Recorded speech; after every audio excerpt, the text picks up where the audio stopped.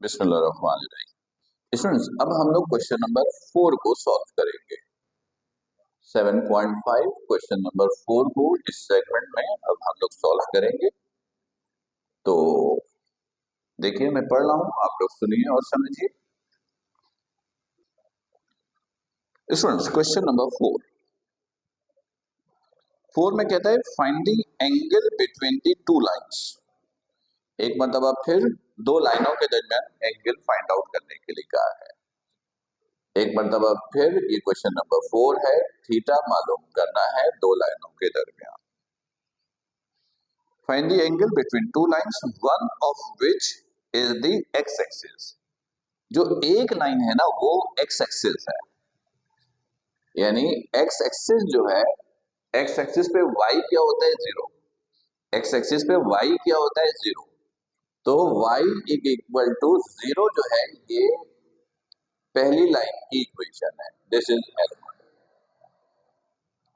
एक line x axis है, x axis पे y zero, y is equal to zero, ये एक्स एक्सिस को रिप्रेजेंट करता है। इसका मतलब है पहली लाइन जिसकी इक्वेशन है वो है L1। और फिर कहता है and the other line is this, और दूसरी लाइन जो है वो ये है x minus y plus 4 equal to 0। This is line L2। ठीक, सवाल फिर वही है जो अभी हमने प्रीवियसली क्वेश्चन नंबर 2 और 3 में सीखा है। दो लाइनों के दरमियान एंगल निकालना है तो दोनों लाइन का स्लोप चाहिए। तो आपने कहा फॉर L1 ये है y इज इक्वल टू 0। तो स्लोप कैसे निकालेंगे, m1 कहिए, x के कोफिशिएंट को y के कोफिशिएंट से डिवाइड करते हैं। यहाँ x है ही नहीं तो उसका कोफिशिएंट भी नहीं है तो इसका मतलब है 0। y का कोफिशिएंट 1 है, साइन चेंज कर दिया, माइनस कर दिया, तो 0 ओवर 1 ये 0 ही है। तो याद रखिएगा x एक्सिस का स्लोप 0 ही होता है। आप चाहे तो डायरेक्टली भी लिख सकते थे कि slope of x axis m1 is equal to 0। कोई जरूरी नहीं था कि आप इस तरीके से पूरी वैल्यू कैलकुलेट करें, राइट। अब आप L2 निकाल लीजिए। ये दूसरी लाइन की इक्वेशन है x minus y plus 4 equal to 0।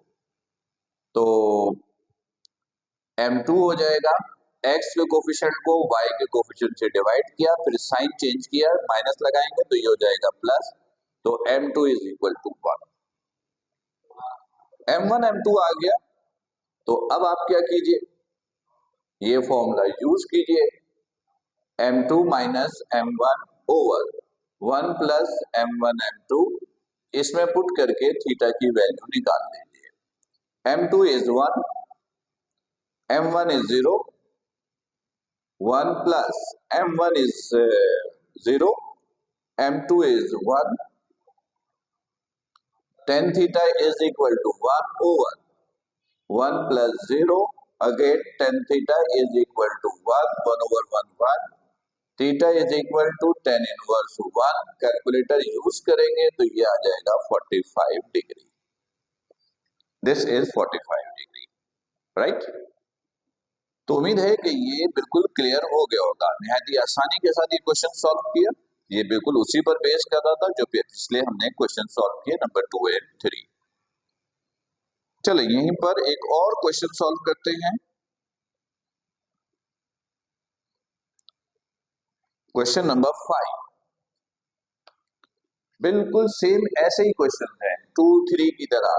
Question number 5, question number 5,